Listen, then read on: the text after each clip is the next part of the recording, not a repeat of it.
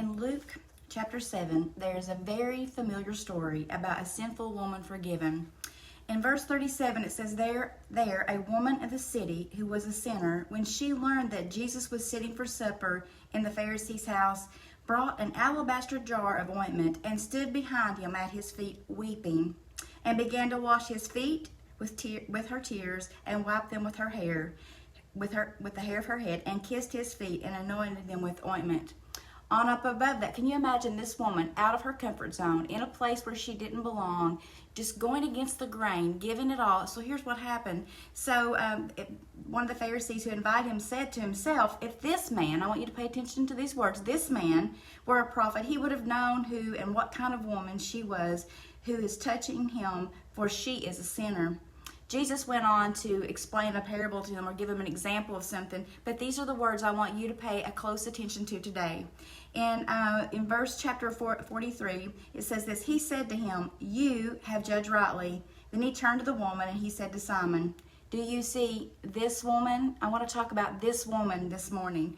I entered your house. You gave me no water for my feet, but she has washed my feet with her tears and wiped them with the hair of her head. This woman. He says, You gave me no kiss, but this woman, since the time I came in, has not ceased to kiss my feet.